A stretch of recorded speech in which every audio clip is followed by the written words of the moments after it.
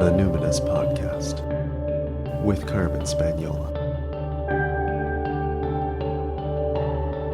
Hi there, and welcome to the Numinous Podcast, where we have interesting conversations with everyday folks about the mystery of life. And every so often, I do a solo episode like this one. I'm your host, Carmen Spaniola, joining you from the lands of the Insilkshin-speaking peoples of the Okanagan Nations, on our small farm just outside of a small town known as Summerland, BC. Content warning. This episode is about a friendship breakup between two relatively privileged white women. It contains mention of self-harm, suicidality, psychosis, and overdose. In 2023, I read a New York Times essay by Maurice Mitchell, leader of the Working Families Party, called "The Left is Eating Itself." In it, he outlined some of the ways that people in leftist spaces and organizations can wield identity as a totalizing argument that effectively shuts down conversations. It was accompanied by a New York Times podcast episode hosted by Lulu Garcia Navarro, who pressed Mitchell on some of his assertions, particularly around the fact that there is higher risk for marginalized people to speak up and dissent. Part of her argument seemed to be, isn't writing a 6,000-word New York Times editorial effectively shutting down conversation and playing into anti-wokeism? In the podcast, Mitchell aims to offer a more correct and accurate picture of the terrain and to shine a light on some of the outcomes and impacts of demurring to purity politics.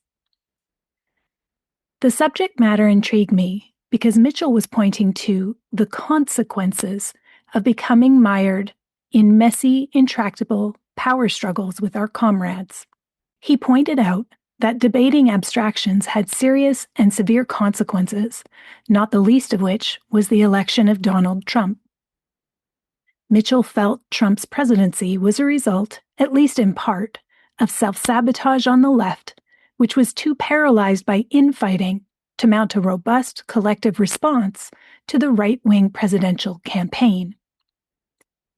I appreciated many of his points. Our lives are not abstractions. Conflict causes physical, emotional, and mental strain, even existential despair, and very often a freeze response. If you've ever been in conflict with someone, you know what it's like to hear mention of their name. The shortness of breath, stiffening of the spine, tautness in the jaw, the rising feeling of panic that can become overwhelming, and then the endless rumination that intrudes at all times of the day and night.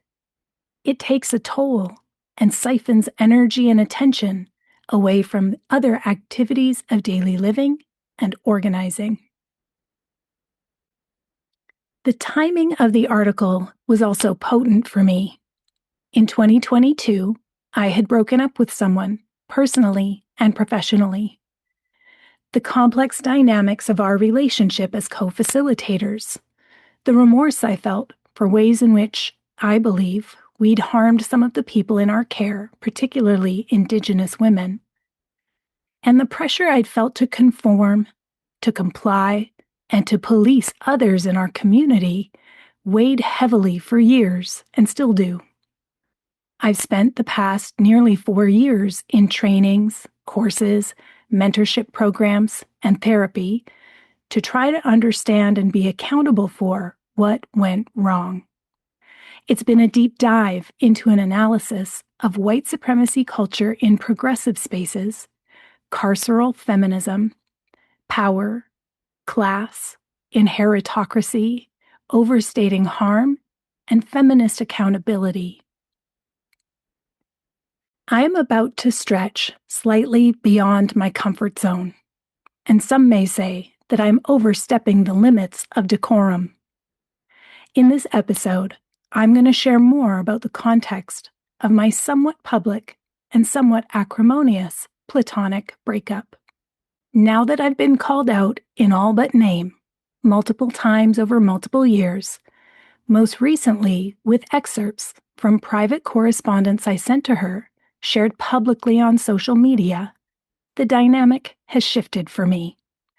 With more than double my followers on social, combined with algorithmic amplification of the adrenaline and cortisol spikes of reactivity, conflict, and competition, her most recent post has garnered thousands of likes and hundreds of comments. Friends and acquaintances have reached out to me about it with concern, particularly because some of the statements and implications, both in the post and in the comment section, are either devoid of context or simply not true. The situation that I had resolved to no longer comment on publicly now risks consequences to my reputation and therefore livelihood. But even without the hostility and increased visibility, there's a part of me that wants to go on record with my side of the story for the sake of my own dignity. Although the post exhorted readers to be compassionate and treat the subject with nuance and care, my former friend's responses in the comments section modeled something different, something drifting into malicious territory. One commenter, who said they need to see the letter I was sent by her, was responded to dismissively by my former friend, and then subsequently addressed quite rudely by another commenter, who replied to the questioner with the retort, "Weird fuck." This was apparently considered respectful and allowable. My former friend also responded slightly rudely, in my opinion, to a commenter who questioned her blanket statement that I am much more resourced than my former friend.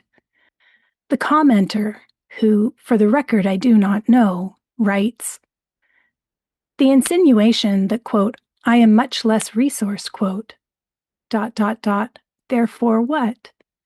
The friend should be thinking of her needs and not her own?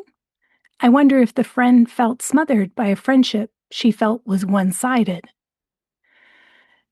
To which my former friend replies, "Yes, we should take into account when someone is more resourced or more vulnerable.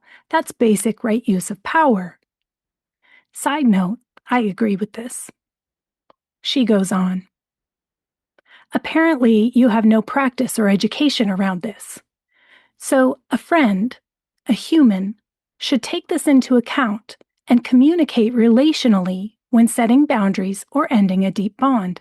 That's it, not that hard."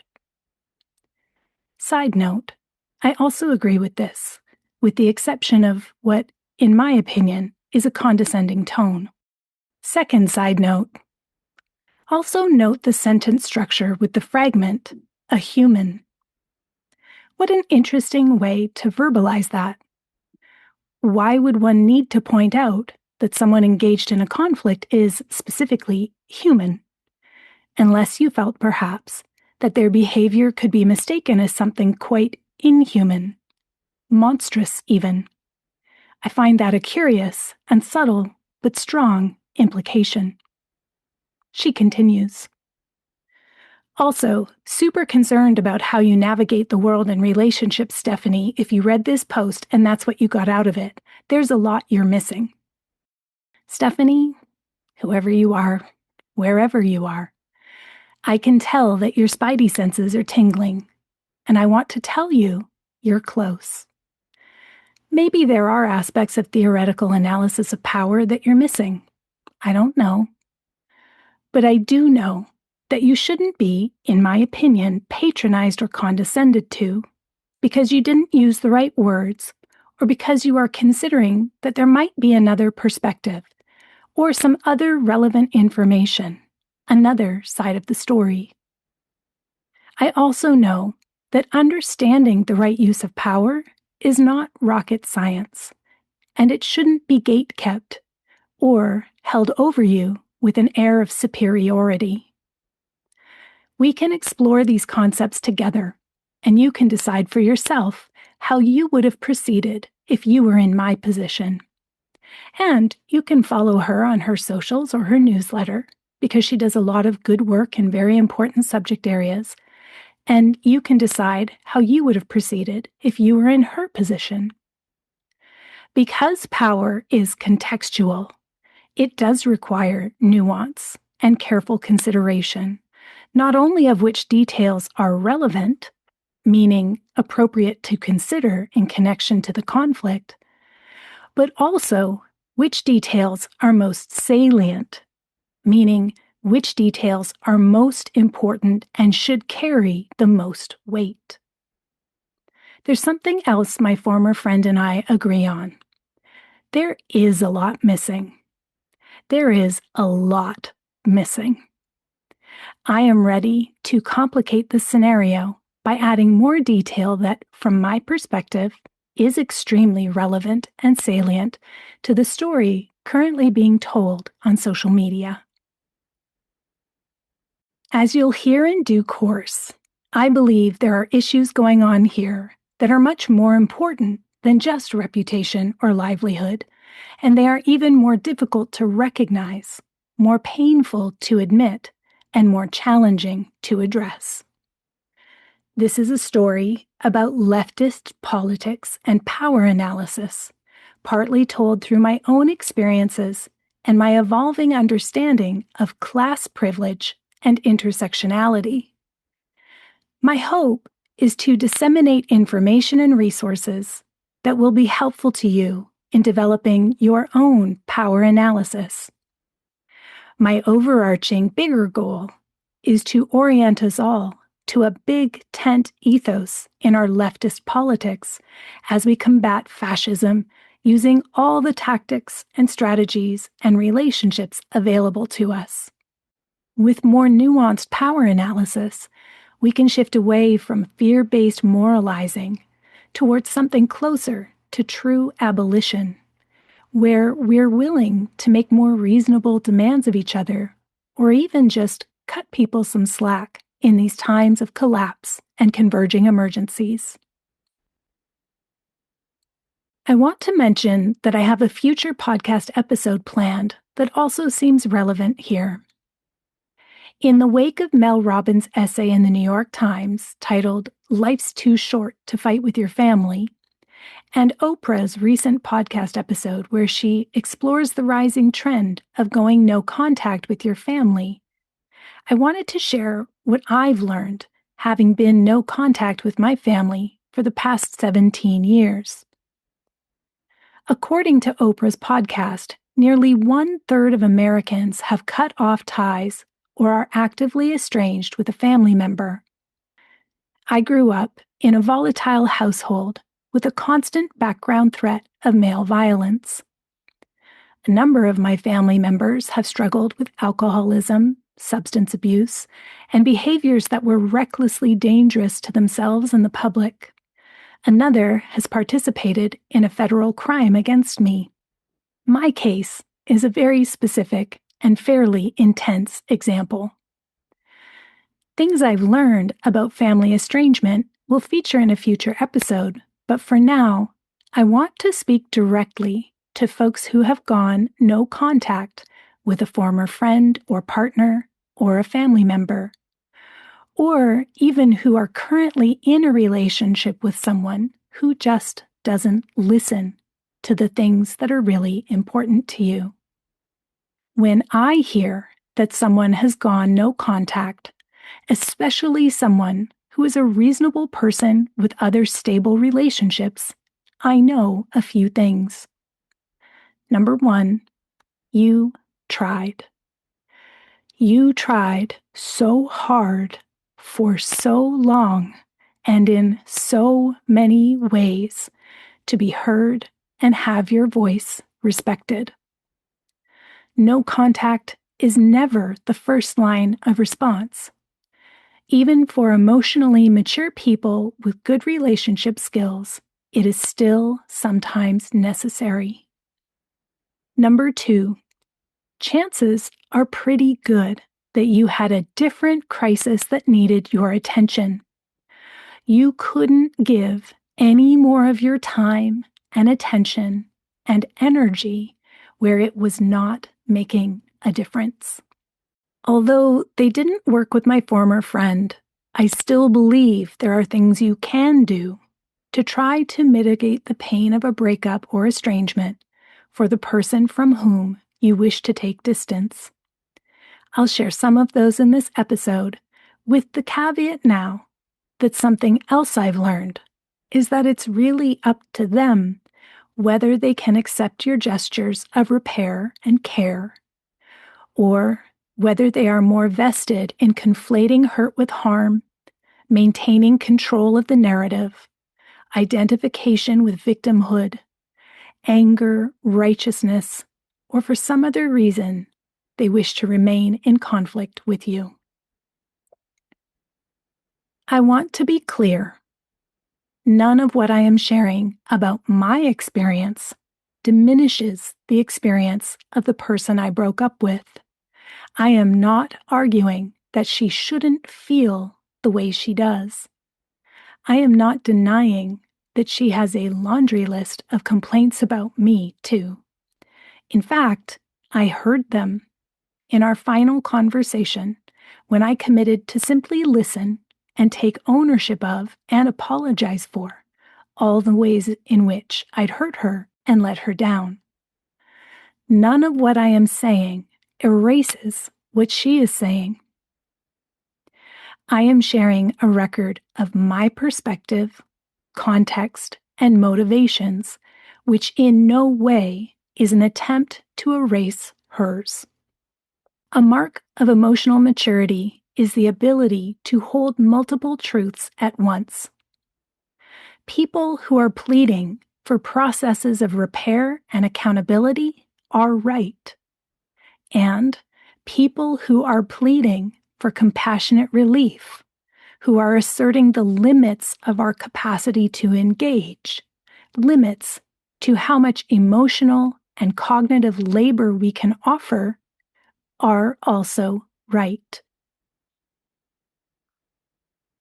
Something I've learned from TikTok law school is that it's not defamation if what you're saying is true, and it's not retaliation if you're defending yourself from an accusation or claim. It sounds funny and feels a bit silly to share that I've taken a lot of solace in listening to lawyers on TikTok as they analyze the Blake Lively versus Justin Baldoni and Wayfarer parties case. On the face of it, we hear about sexual harassment and retaliation in the workplace, and we think, believe women, right? But when you actually look into the evidence, a picture emerges that is much more nuanced. Lively seems less like a victim of sexual impropriety or harassment and more like a power monger seeking to intimidate and paralyze an opponent with her access to a crushing level of wealth, social capital, and public relations influence. I'm a bit embarrassed to admit I know so much about the Lively versus Baldoni case, but I can also see why I'm obsessed with these lawyers. I love listening to brilliant, powerful women hold forth on their area of expertise. I find it very soothing to hear their analysis of strategy, tactics, and the power dynamics involved in the case. I feel empowered by the way they cut through the noise and PR spin and zero in on the most salient issues. They help me tune my brain and hone my thinking, not just about that case, but about other issues and life in general. The accounts I follow go by the usernames of Not Actually Golden, Little Girl Attorney, and Attorney Brit. I'll link to them in the show notes. I've been following Not Actually Golden since the first day she posted last year. She often posts either the full allowable 10 minutes or multiple shorter posts a day. So if we average 10 minutes a day for about 300 days, again, I'm embarrassed to say, that's about 50 hours I've watched of TikTok Law School. But all of that legal expertise has also helped me understand how the legal system can be weaponized by people of wealth and of the educated class as a tool of intimidation and control. It's also helped me find my voice, given that the person I broke up with, my former friend, is a lawyer. Her parents are both lawyers. They have their own law firm. I now know that it's not defamation if it's true, and it's not retaliation if you're defending yourself from an accusation.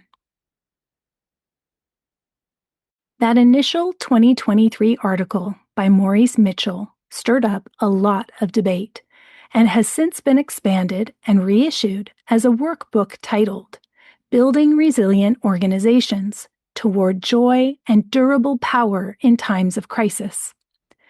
One of the lines that struck me and replayed over and over in my brain when I first read it was his assertion that valid perspectives were, quote, muted by the orthodoxy of maximalism.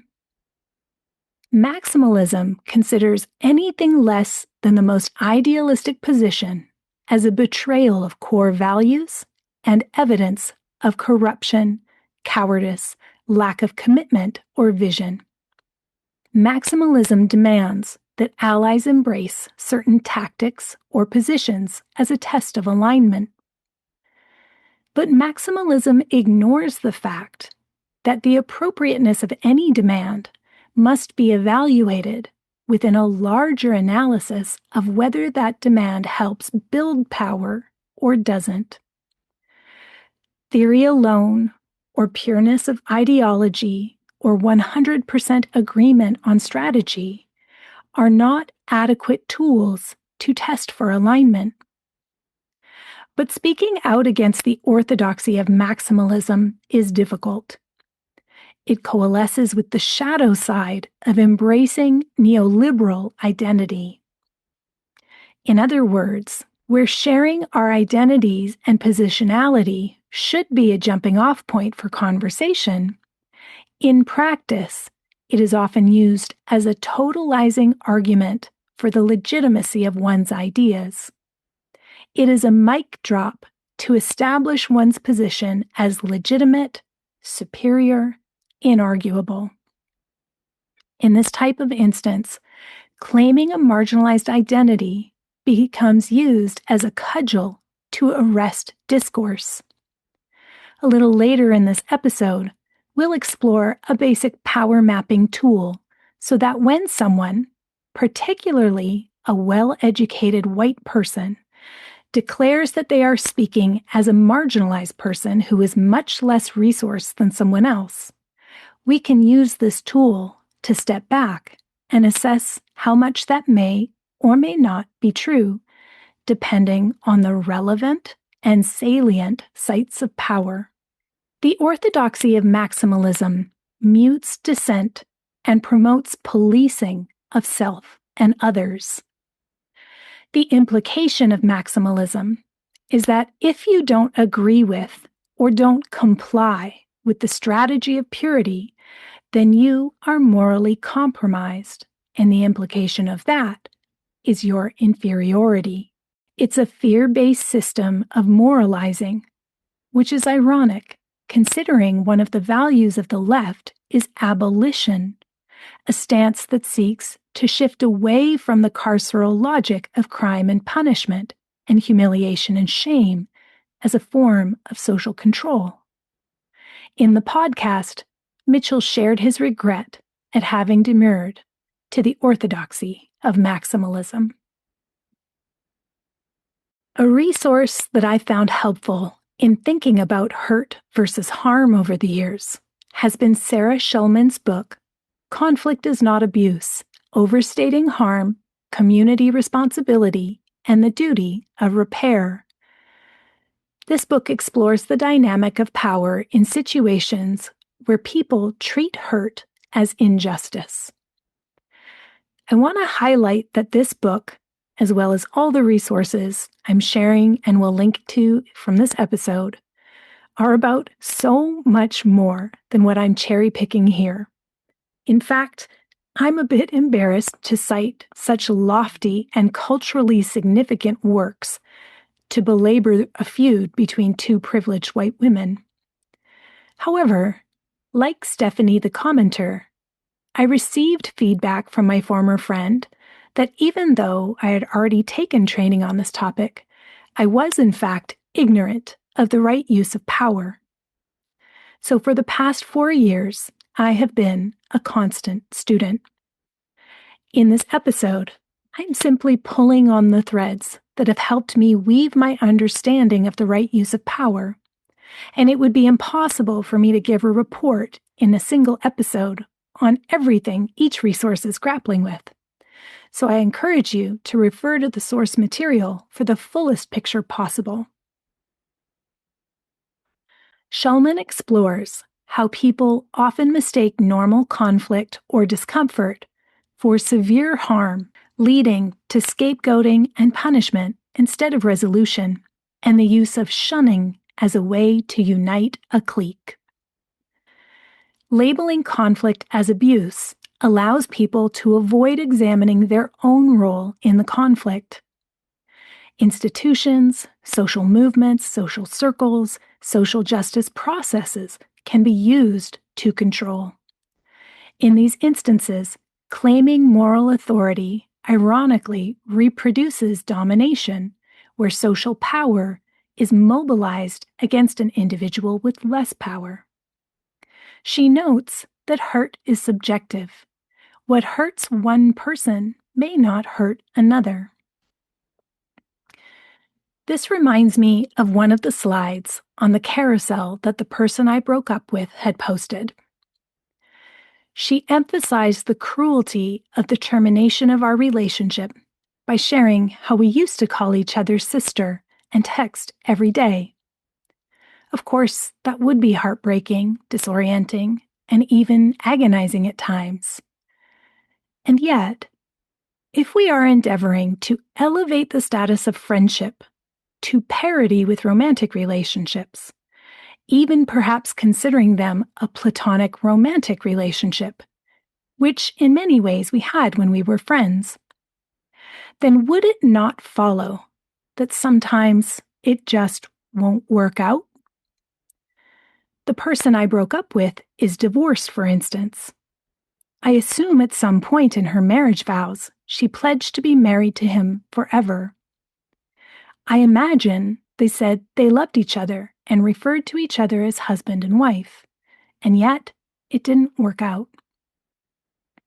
People in deep, loving relationships can fall out of love, can come to understand that they diverge wildly in certain values or desires for their life, or can come to realize that the person they are with is not who they thought they were. It is not a moral failing, especially after significant effort to make things work, to decide that you do not wish to continue the relationship. Shulman says it's inevitable. Hurt is a normal part of intimacy, disagreement, and social life. Feeling hurt does not automatically mean someone else has acted abusively or unjustly.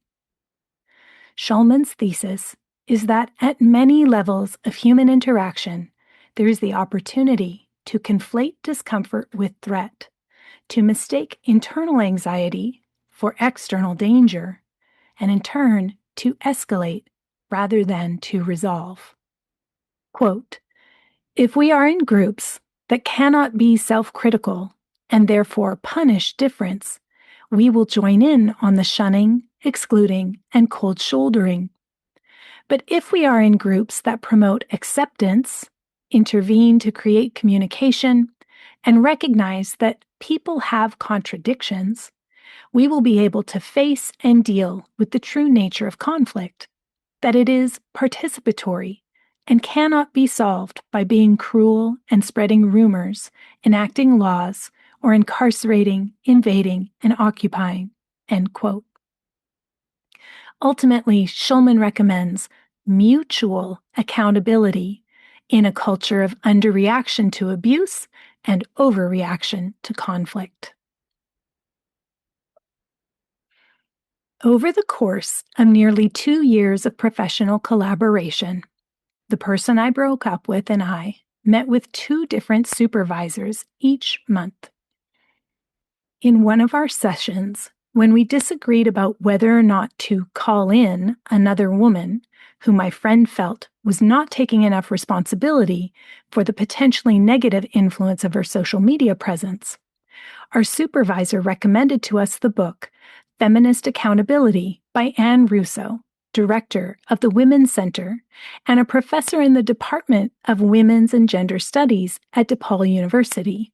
Quote, "One of the formidable barriers to owning up to how we are implicated in systems of oppression is the binary framework of guilt/innocence.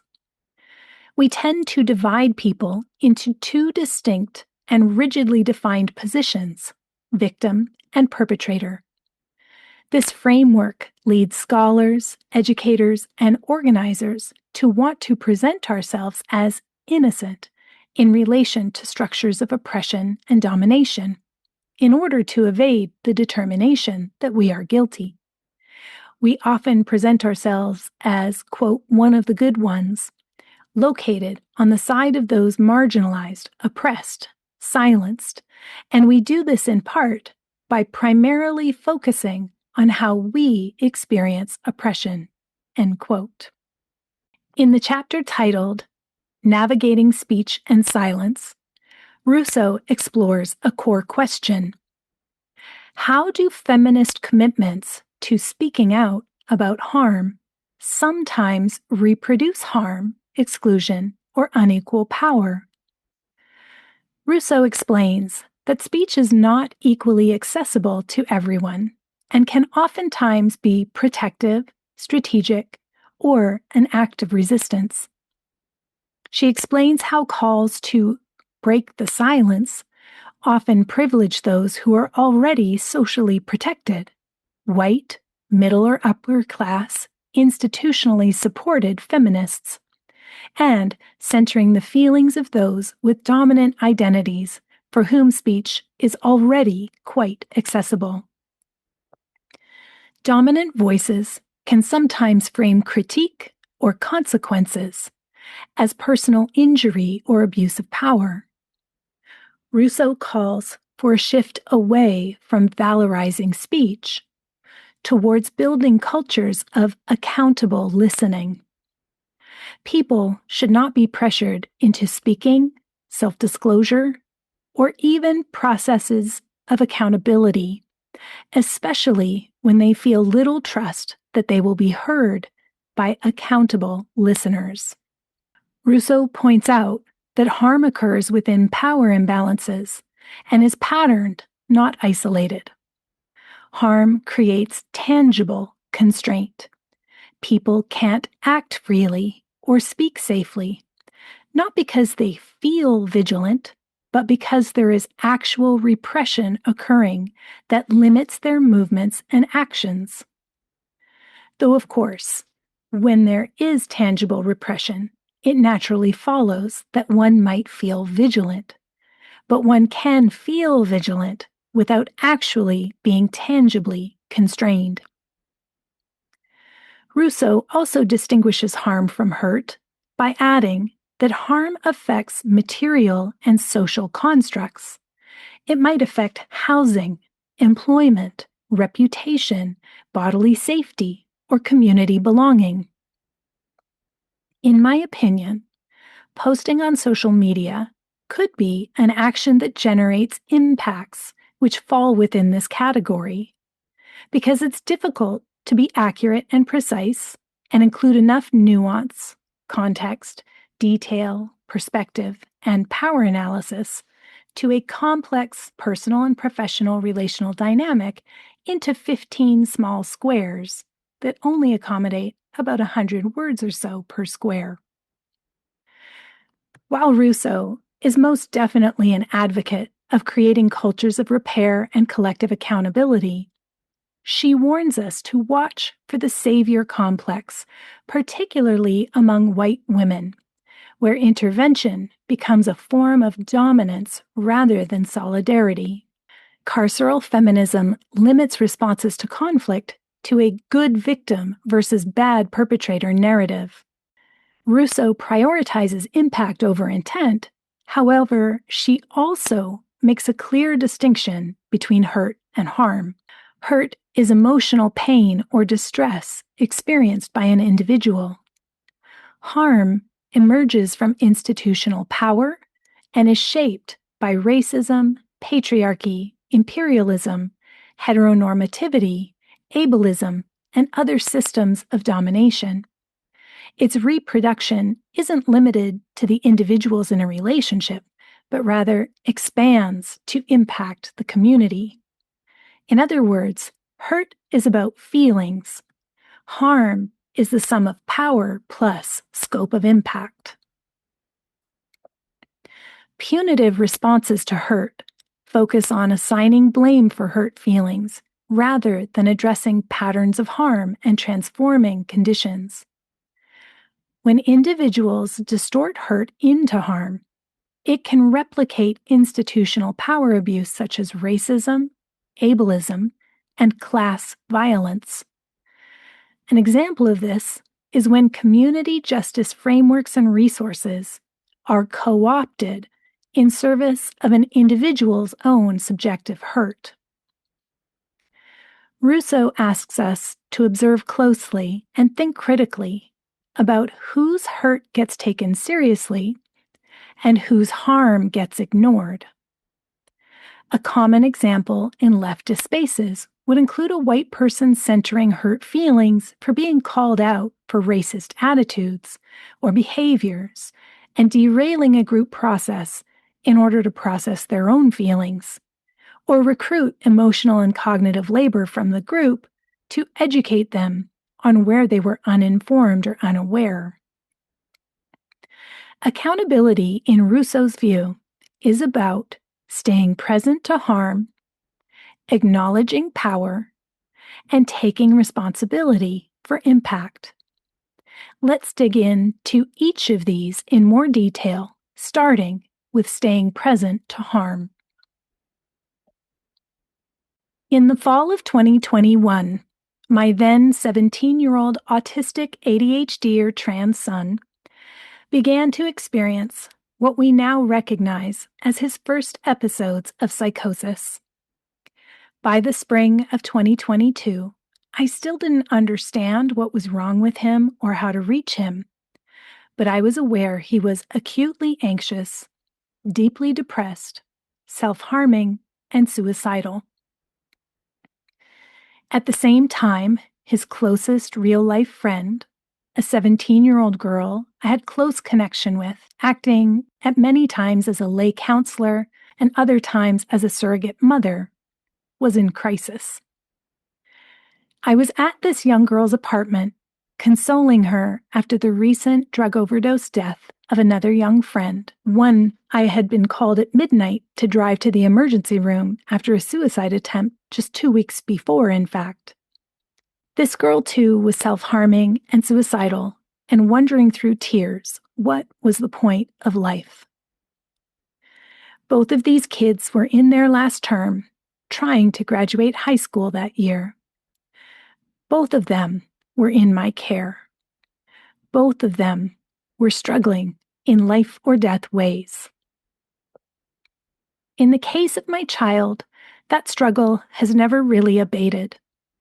While we have made major strides in understanding the schizophrenia spectrum, and we have made major lifestyle changes to provision him with a low-stress environment to support his mental health, it has been a long road. It's still hard to tell when a psychotic episode is unfolding, considering his fairly elevated baseline experience of derealization at the best of times. But in 2022, things were pretty scary and were very, very stressful. The friend I broke up with, my co-facilitator, and I used to host regular monthly live calls on the topic of grief. One month, I was the host who had set up the Zoom link using my own account, so I was the only person who could open the meeting room and start the public event. On that day, I was consoling the young, grieving, self-harming, and suicidal 17-year-old, while I was meant to be opening up a Zoom room for a public grief event. When I was finally alerted to my forgetfulness and arrived to open the call, I was 15 minutes late. My co-facilitator handled it gracefully, but I knew she would be very upset. I apologized on the call to everyone, but also after the call by text, and the next day I reached out to my co-facilitator directly again. I asked if she wanted to talk about it. She said she was appreciative of my apology and acknowledgement. No, she didn't want to talk about it. 2 days later, I received an email from her. It opened and closed with loving words of appreciation. In the middle was a nearly 1,000-word essay detailing all the ways I was not as present as she needed me to be, personally or professionally. Although she frames this in her social media post as a loving and relational email, that is not at all how it landed for me. For me, it felt like receiving a really shitty performance review by an HR manager. I have never received an email like that from a friend. It was line after line, in detail, of the many ways I had disappointed her, not just with the recent dropping of the ball, but so many times before. Though it was couched in the language of love and care at the beginning and end, it did not feel loving or relational to me to receive an email like that. We agreed to connect to talk about it. I expressed how shocked and hurt I was.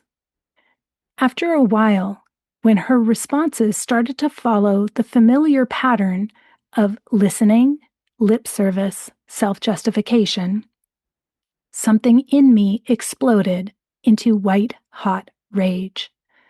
I raised my voice.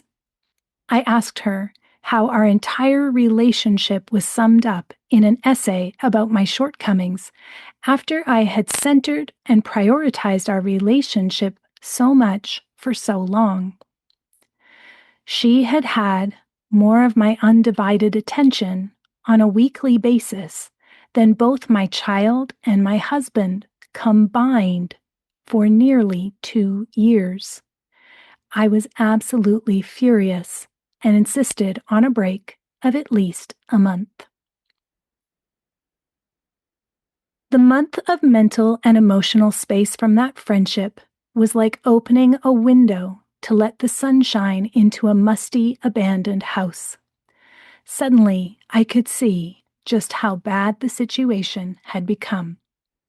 Though the person I broke up with and I were friends for a few years before we began our professional collaboration, once the project began, everything intensified. We ran an online community project for 18 months. Though participants paid to be in the program, all of our labor as co-facilitators was volunteer, and all membership dues went to software fees, guest speaker honorariums, and our twice-monthly supervision sessions.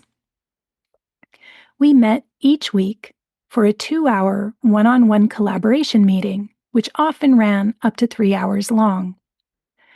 We also had a standing weekly conference call with 2 other friends.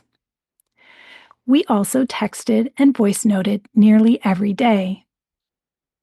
I was also part of a small group witnessing circle that met regularly during the year after her sister died. We would hear her sister's poetry, get an update on her grieving process, and offer mirroring and emotional support. I also participated in an accountability process for a situation related to another part of her life that included multiple group meetings of multiple hours stretched over multiple months. On top of that, we co-facilitated, on average, 3-hour-long live community calls per week, plus moderated a comments section with an expectation that members would contribute at least once a week, if not more. I was never before exposed to mean girl behavior in real life. Mean girl behavior, meaning what we see in the movie by that name or the TV show Euphoria. And I must admit, it was titillating at first. It is exciting to be around a fearless female who speaks bold truth. But there were things that bothered me, and though I brought them up in supervision, I often struggled to convey my point in a way that was taken seriously. When a comment was made that a woman of the global majority for whom we'd fundraised for food delivery gift certificates wasn't acting grateful enough and wasn't engaging enough with the program, I was shocked. The fundraising was because she was so overwhelmed and in crisis. My co-facilitator was also peeved with the white women over 40 in the program, who she felt were not engaging and showing up for the community calls with the consistency she expected. I was encouraged in a rather firm way to call them in and be better white people. I felt badly wagging my finger at women that I knew were all to great extent already struggling under the weight of their caregiving responsibilities. One of them had an entire other family living with her in an apartment. Another had 3 teenagers struggling in the aftermath of an international relocation. Another was recovering from the trauma of a workplace sexual assault. On top of all that, now that I am more informed about perimenopause, and I now recognize how exhausted and symptomatic they all were, I am ashamed of the way they were guilt-tripped. As socially and systemically advantaged as they were, when it came to the resources my co-facilitator was demanding, specifically time, attention, emotional bandwidth, and cognitive capacity, these women were already overburdened and drowning. I'm working on a future podcast episode on caregiver burden and burnout. While younger women attempt suicide more often, women over 40 are an especially vulnerable group, particularly during the menopausal transition, and experience a heightened risk of completing suicide due to biological and psychosocial factors. One of those psychosocial factors is caregiver burden. One U.S. study found nearly 31% of family caregivers reported seriously considering suicide in the past 30 days, compared to 11% of non-caregivers. Caregivers of individuals with schizophrenia face significant emotional, financial, and physical burdens, including managing tasks like medication, appointments, and daily routines while advocating for their loved one. A study in Taiwan of caregivers of psychiatric patients in both inpatient and outpatient facilities found that the caregivers themselves, 60% of whom were women, had elevated rates of suicidality, anxiety, panic disorders, insomnia, and depression. Though younger women may attempt more frequently, the emotional distress, helplessness, frustration, internalized stigma, and a sense of failure that can accompany caregiving all contribute to the reason why the rate of completed suicide actually peaks for women between 40 to 64 years old. If you are struggling with suicidal ideation, please call one of the numbers listed in the show notes for Canadian, U.S., and international suicide hotlines.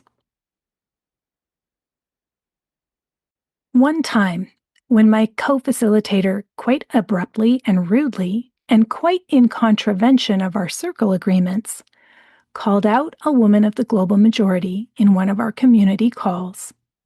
I tried to express in supervision that it seemed like my co-facilitator was quite triggered by language that was culturally appropriate for the participant. My co-facilitator first paid lip service to my feedback, saying that she heard and understood me, and then proceeded to dominate the time and conversation until finally, with 10 minutes on the clock, our supervisor turned to me and said, "Carmen, you've been quite quiet. What's coming up for you?"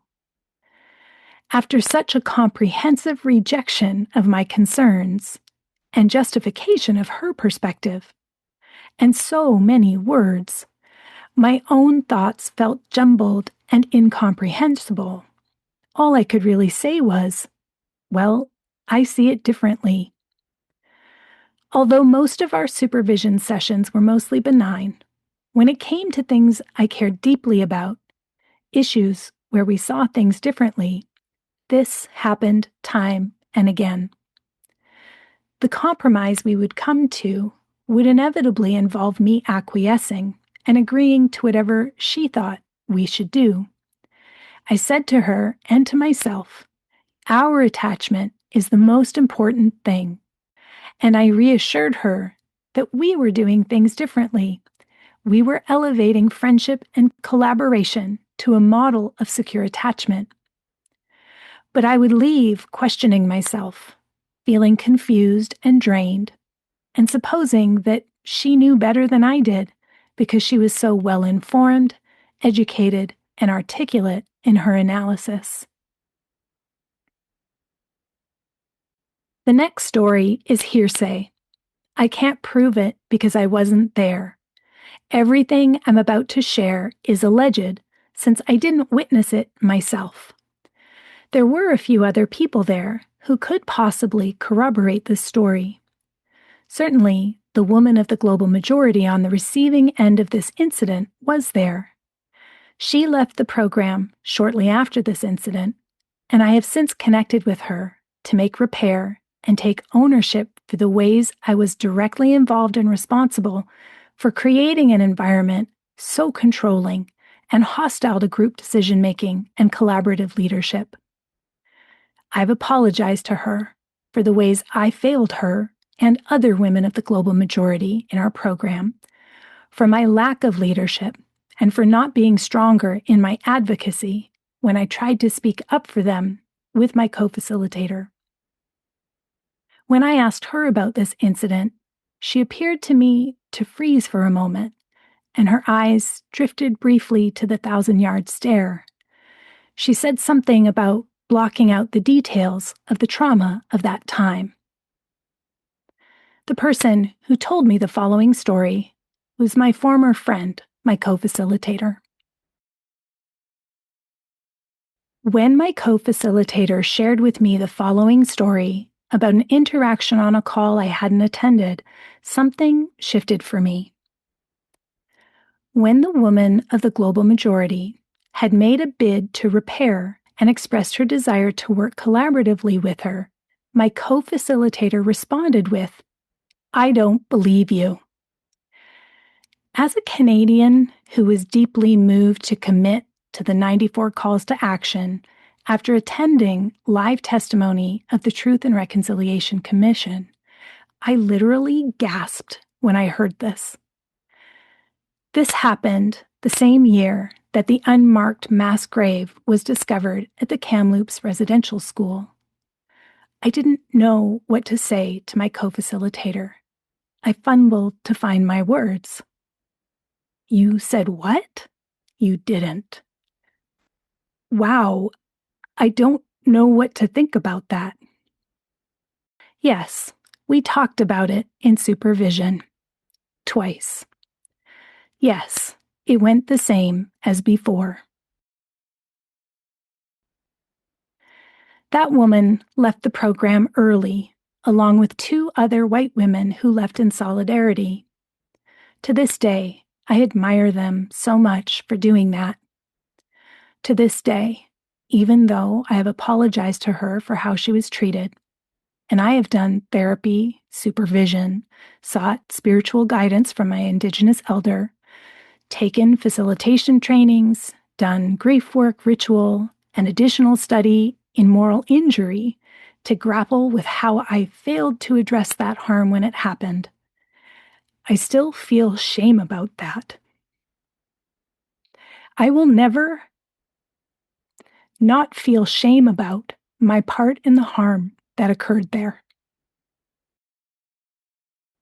After a month of no contact with my former co-facilitator, while everything in my life seemed to be hanging together by mere threads, I realized that I was becoming a person that I barely recognized and didn't particularly like. I had not been present to my child for so long that I had completely underestimated how critical his mental health crisis was. I was a teacher and practitioner of attachment for teens no less, and my teen was in a mental health crisis that was well beyond my scope and quite far gone. I was scared, anxious, desperate, overwhelmed, and felt like a failure as a parent. My resilience was plummeting, and my need to step in more actively to help my child accomplish the basic activities of daily living, much less graduate high school, was quickly escalating. There was a sudden, urgent need for psychiatric care we didn't have in place yet. There was research to do, phone calls to make, and appointments to persuade overworked receptionists to grant us. Of course, this was a gendered burden. It's not like my husband or my child's dad were involved in any of these tasks, not that my child would have wanted them to be. I alone scrambled to find resources for him while balancing clients, getting a new business off the ground, and preparing for the publication of my first book. The cognitive load meant I was foggy-brained during the day, but the stress and anxiety meant I couldn't sleep through the night.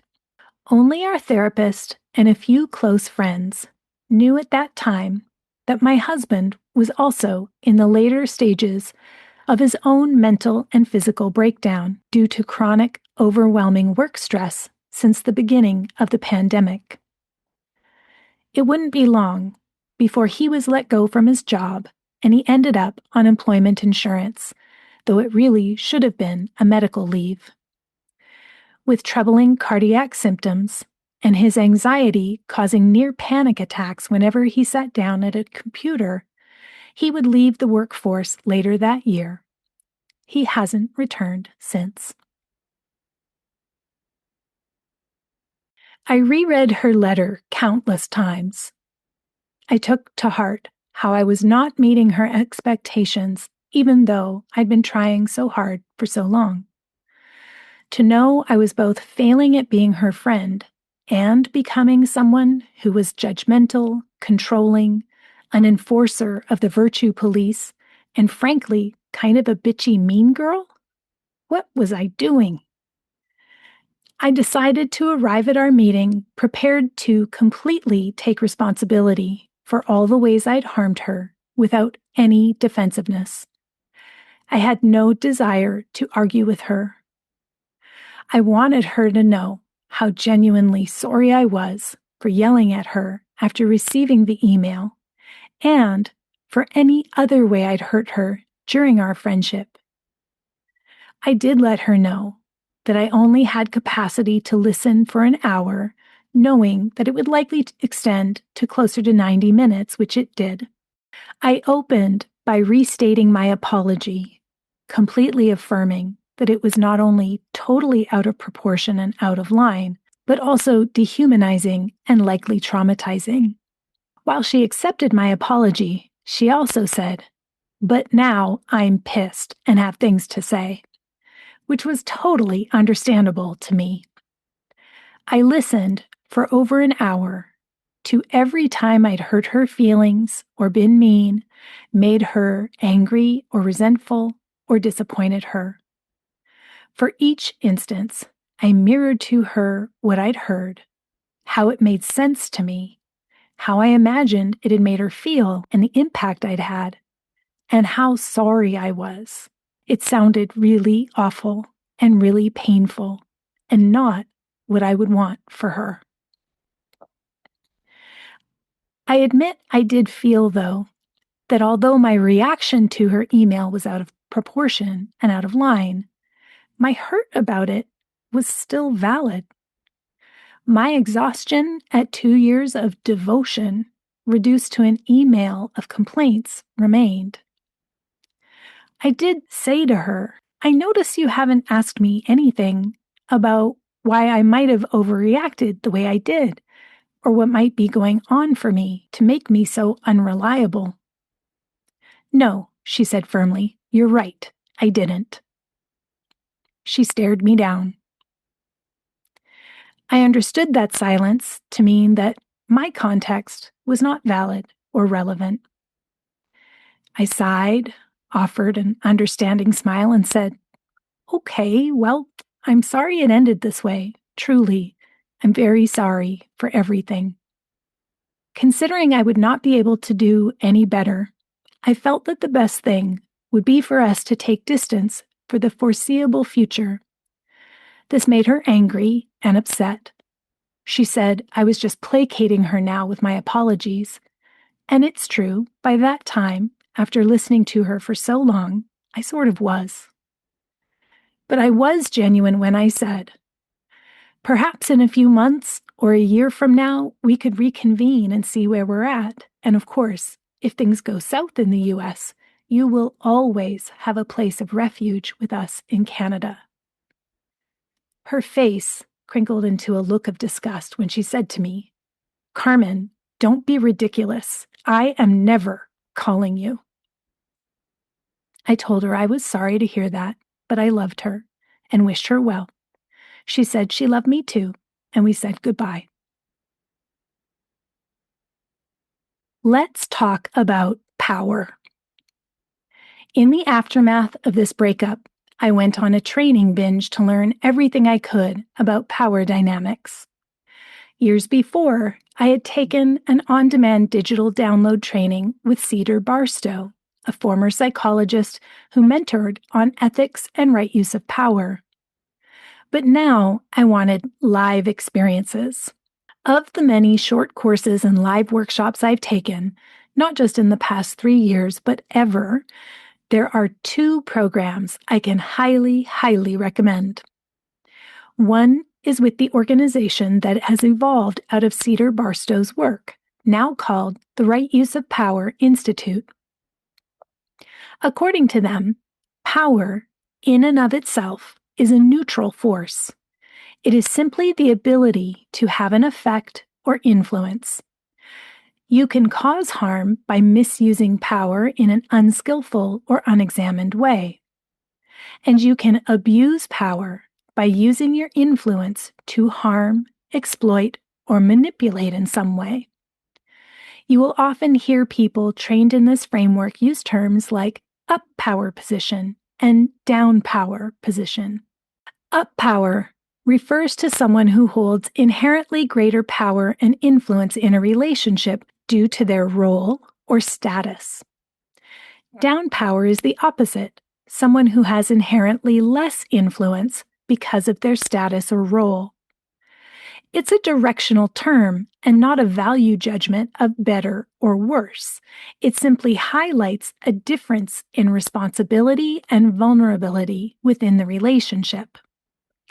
In this framework, there is something called the 150% principle. It refers to the inherently greater power differential between helping professionals and the people they help. When people are in your care, you are 150% responsible for the well-being of that person. Stated another way, it means I am here to protect you even if it's from myself. Something that many people don't realize is that you can still abuse power even from a down power position. For instance, using guilt or applying social pressure or covert actions to influence and manipulate to achieve goals or relational aims with someone in authority. The second organization that I would highly recommend, in fact, above all others, is Spring Up Liberatory Education. Spring Up is a queer-led cooperative made up of 7 creatives, care workers, liberatory educators, and transformative justice practitioners who lead trainings and workshops that support people to live into their core values of consent, accountability, and transformation. One of the first, best, most useful, and most impactful skills I learned from them is the process of power mapping. Power mapping is a way to analyze the power dynamic between 2 people. It's a fascinating and, dare I say, fun exercise that I'm honestly kind of obsessed with. I teach it in my facilitation trainings because for me, it's become a lens I use every day when I'm out in the world, teaching a class, or on social media. I'm going to give you a quick and dirty rundown of it now. All credit to Spring Up Liberatory Education for this gem. Their website is timetospringup.org. You'll need a box of crayons or pencil crayons or felt pens to do this exercise. First, you make a list of all the types of power that could potentially be relevant to the conflict between 2 people, and you color code each of these types of power. So each type of power gets its own color. I'm going to read a long list of types of power, but even this isn't all of them, because power is so contextual and specific to each community, culture, and even relationship. For instance, maybe in your community or relationship, your sun, moon, and rising signs also carry power and relevance. Or maybe your birth order in your family is relevant to the conflict. So there's a basic list coming, but it's not exhaustive. Here it is: race, class, gender, wealth, social status, social network, neurotype, age, ability or disability, education, career, security, seniority, experience, support network including family and healthcare, living situation, trauma history, dependence and children, energy or capacity, sexual orientation, communication or conflict style, attachment style. Now, you take a piece of paper and place person A on the left and person B on the right. To make this illustration a bit easier, let's use some celebrity examples. Does anyone remember when Bobby Burke left Queer Eye? At first, it was like, oh wow, Bobby's gone out on his own. Okay, cool. Seems a little out of the blue to leave at the peak of your career, but okay, good for you. And then a couple of weeks later, Tan France went on Instagram and said, I just want to be clear that I did not get my former colleague fired so that my friend could become the new 5th member of Queer Eye. This was how the world learned that Bobby did not actually depart on his own terms, which seemed kind of shady of Tan to do. So let's say person A is Bobby and person B is Tan. When it comes to race, let's say we have a red crayon. Who has more racial power between Bobby and Tan? Bobby is a white man and Tan is a brown man. So the red line would start at the top of Bobby's head and go down probably to Tan's feet at quite a sharp angle, because the power disparity between a white man and a brown man is quite acute. But that's just the angle of the line. We're also going to pay attention to the thickness of the line. The thickness is going to indicate how salient this type of power is. How important is it to this particular conflict that Bobby is white and Tan is brown? Perhaps it depends. If Tan had been fired and Bobby had outed him, it might be more salient than what actually happened, which is that the white man got fired and the brown man is still employed at one of TV's top-rated shows. So in this case, the line may be not very thick.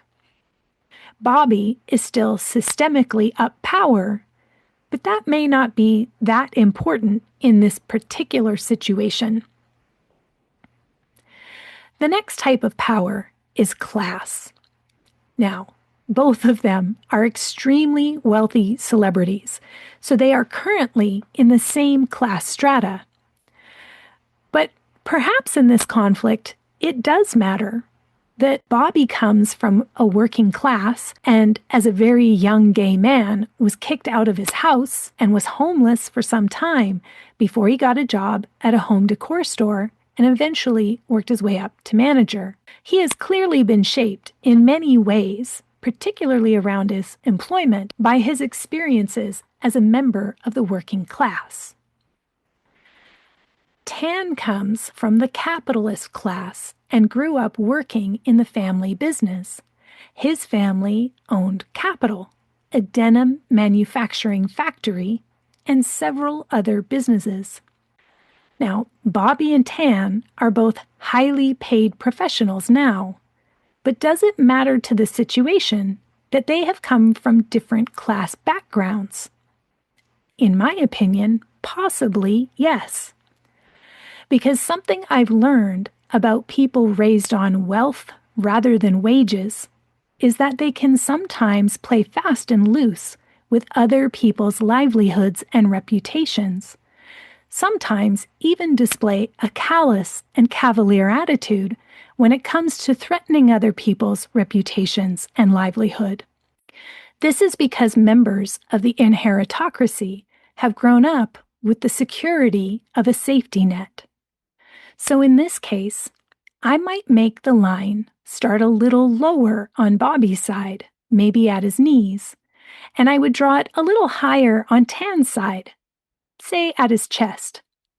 And then I would make that line a bit thicker to indicate that although they seem pretty equal, the relative importance of Bobby's lower class status could play a bigger role than meets the eye in the overall power dynamic between them. I was involved as a participant and witness in 2 accountability processes with my former co-facilitator. One was within our program, and one was something she convened to deal with unsavory information she'd learned about someone that could, were revealed, blow back on her. The person was quite contrite and totally committed to this accountability process.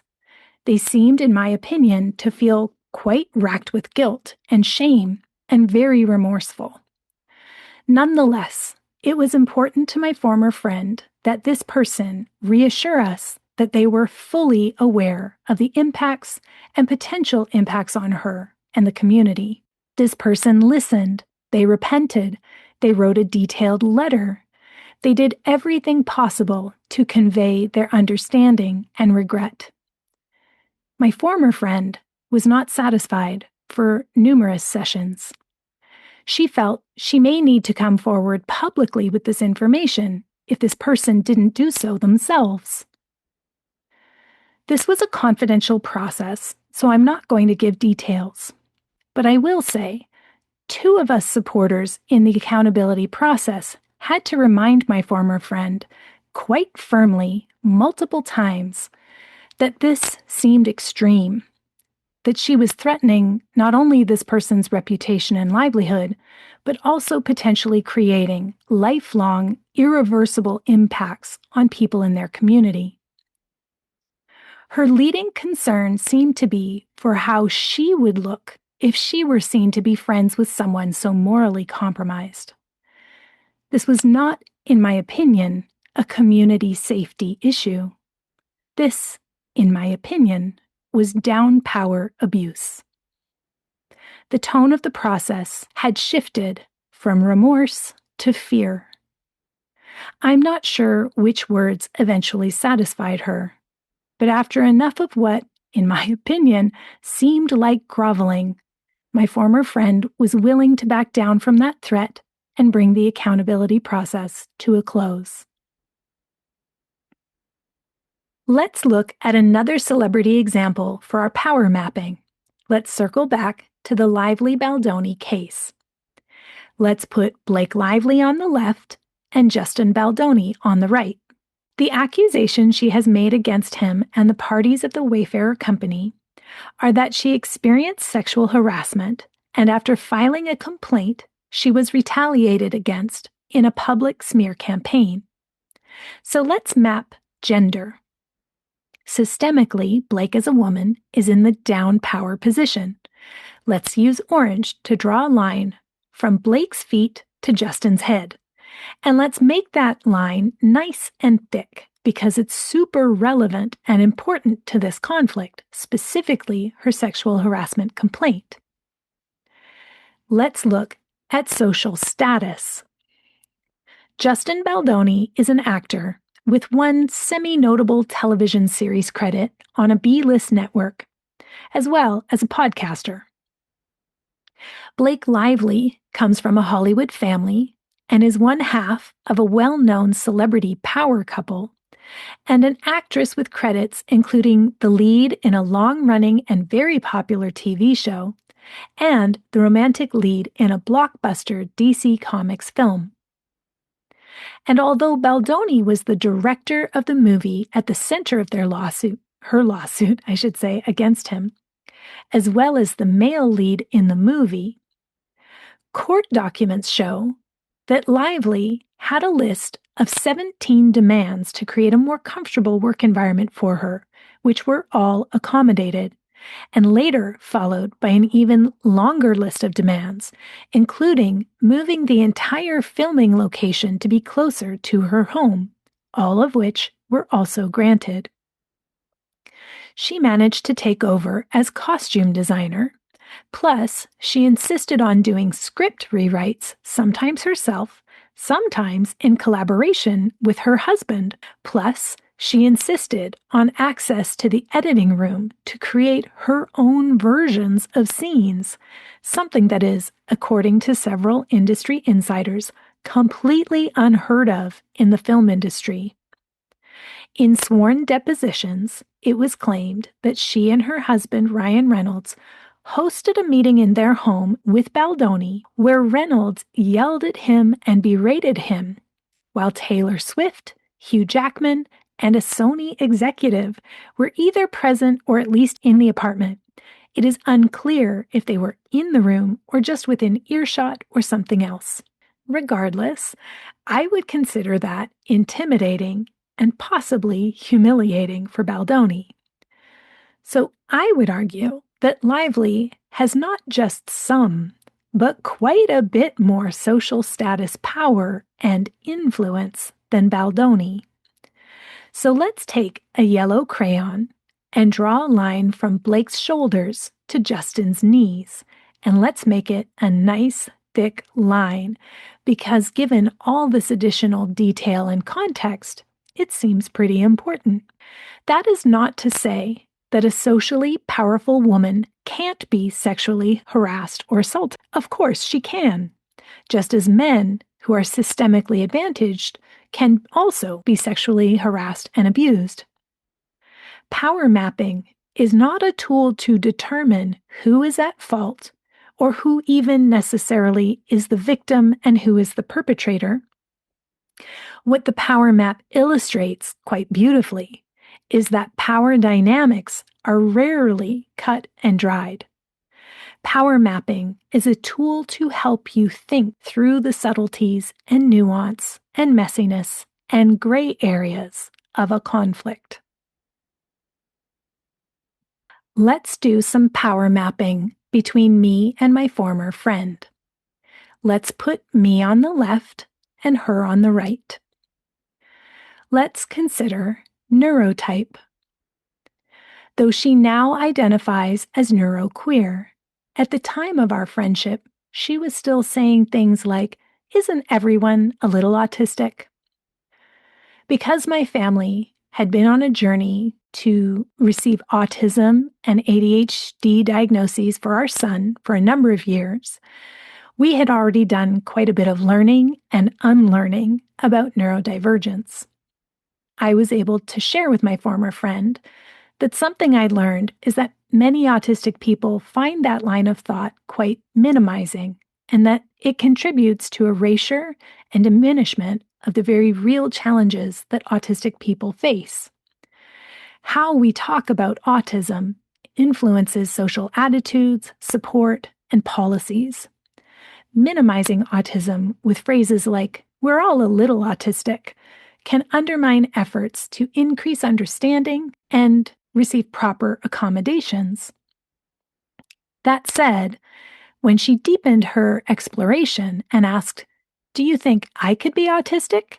I remember laughing and saying, "Yes, of course, definitely." When we met to discuss her emailed essay on my shortcomings, I had asked her, incredulously, if she thought maybe her autism had contributed to her sense that it was okay to communicate with me that way, which made her furious, of course. Our family had adopted a social model of disability and margin to center politics. The medical model of disability, the system we currently live in, considers disability a medical problem with medicalized treatments. It says that people are impaired and can be cured. The problem is best addressed with expert diagnosis and treatment, whereas the social model of disability posits that people are disabled by barriers. If we remove the barriers that prevent access to the world and a fully realized life, they would not be disabled. The problem is a shared social problem with shared social solutions. And margin to center comes from bell Hook's feminist theory. The margin refers to Hook's description of Black women as existing on the margins and their lives hidden from mainstream American society, as well as not being part of mainstream feminist theory. Hooks argues for a more intersectional approach that takes into account gender, race, and class. In practice, it means that everyone in the society benefits when we center the needs of the most marginalized. If the most vulnerable are taken care of, for instance, people who are disabled, then we know everyone will get taken care of. That's the philosophy we strive to follow to create a neuro-affirming environment for our child.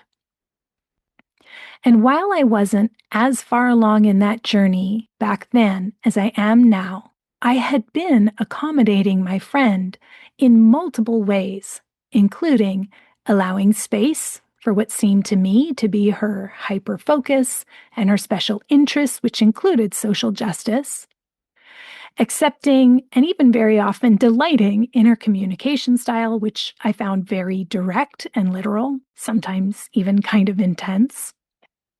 And also what I perceived, in my opinion, as a tendency to process emotions on the mental level, as well as what I perceived as a heightened need for autonomy, control, and consistency. So when I asked whether it was her autism that contributed to her sense that it was okay to write me an essay on my shortcomings, I can understand why she took offense.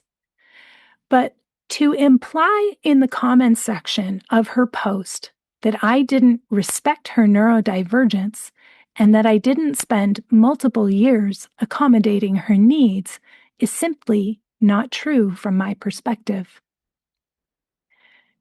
Although I've had multiple people ask me if I'm sure I'm not at least a little bit neurosparkly, I've taken several tests. And although I have a bit of what is termed in the literature a spiky profile, I am overall quite neurotypical with no diagnosable disability or disorder. A spiky profile refers to a pattern of uneven strengths and challenges within a single person's cognitive or skill profile, rather than having fairly uniform ability across many areas, or a flat profile. This term is used to describe how many autistic and other neurodivergent people often have areas where they excel, high peaks, along with areas where they struggle, deep troughs. If you plotted these abilities on a graph, it would look like a series of sharp spikes instead of a smooth line. I have some very high peaks and a few moderate troughs, though not enough to be considered neurodivergent. So let's take a green crayon and draw a line from my head to my former friend's belly. Although she is a lawyer who also has a master's degree in counseling, as well as other advanced graduate level credentials, which clearly demonstrates her intellectual and academic aptitude, nonetheless, being neurodivergent is exhausting because of the effort it takes to try to navigate a neurotypical world, and especially social relationships. And since that's getting to the essence of a major part of our conflict, we need to make this line quite thick. Same with the category of ability and disability. At the time of our rupture, she was just starting to come down with very serious and mysterious symptoms that, as she shared in her recent social media post, turned out to be mold toxicity, which I know is a completely debilitating and life-altering illness. It's something that our naturopath has suspected is at play with our son. And although I definitely was experiencing mental health distress, I was not disabled by it. So let's take a pink line from my head to her knees and let's make it thick. Living situation. She lives alone and I have a partner. Clearly, it is much easier to be partnered under capitalism, at least when you have a good partnership. However, at the time of our rupture, my partner was experiencing a mental and physical breakdown, so I was doing quite a lot of caregiving. I was definitely operating well beyond my capacity. Beyond even that, though, I had been giving my former friend more devotion, more intimacy, more undivided attention. Literally, I am not exaggerating, and I have the calendar records to prove it, than my husband and my child combined for at least 18 months. To say that I had doubled down on heteronormativity at the expense of my community or the wider collective was at that time especially rather misleading, if not downright absurd. I know that living alone is a very scary thing when you're sick or disabled or suicidal or all of them together. But I'm not sure that my reality of living with a disabled, self-harming, suicidal, neurodivergent dependent, and a physically and mentally fragile partner with cardiac symptoms puts me in a much more resourced position than her. Since this is so central to her argument for why she feels I must be held accountable, and why I felt so utterly unable to handle her request for more of my time, energy, or attention through an accountability process, we know the line needs to be very, very thick, but it seems debatable to me what the angle should be. Although she has many down power attributes and aspects to her living situation, I'm not sure they outweigh the down power attributes of those I am responsible for and those aspects of my living situation. In my opinion, the line is fairly horizontal. Let's look at social network. It seems particularly relevant since she claims she was not only disposed of by me, but abandoned by community. Her mentor and business partner is one of America's most well-known and beloved psychotherapists. Her other mentor is a popular best-selling author and luminary in social justice circles. Shortly before our rupture, she enrolled in a graduate-level training in psychedelic-assisted therapy, through which I presume she had access to her own supportive and healing experiences, plus a network of colleagues she could trade services with. She regularly co-leads high-profile workshops with high-profile teachers. She has twice as many Instagram followers as me. She has spoken openly about her strategy of wooing high-status professionals she admires by first becoming their clients and then becoming their friends, something I used to admire and do myself, but which now I have weird feelings about. She had, in fact, done this with me. This perspective is quite opposite to what was stated in the comment section of her post, where I was described as a clout chaser, even though the people involved in that interaction in the comment section had in fact approached me to be friends. I had no knowledge of them until they approached me, and when we became friends, I promoted and championed each of them extensively. For what it's worth, in response to the claim that I had a pattern of disposing of people and had done the same to this commenter, I am dumbfounded, especially considering we both have the WhatsApp receipts to show that my second to last message to them were condolences on the death of her father. And my final message to them was a voice note inquiring whether the fact she had blocked me on Instagram was a mistake.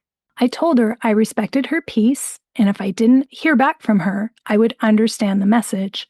It was they, the accusing commenter, who blocked and disposed of me. At the time of our rupture, my first book had not yet been released, but still, I do know some fairly high-profile people. I have this podcast, which has enabled me to meet quite a few well-known authors and professionals. But my former friends' relationships with high-status individuals are quite close and intimate, even bonded through business partnership, whereas mine tend to be more like acquaintances and not nearly as high-profile as hers. So in that way, her social capital is greater than mine.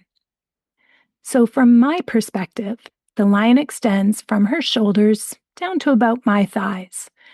And since we are talking about a professional rupture between us that potentially impacts our professional reputation and network, I think this line is quite thick. Let's make it purple.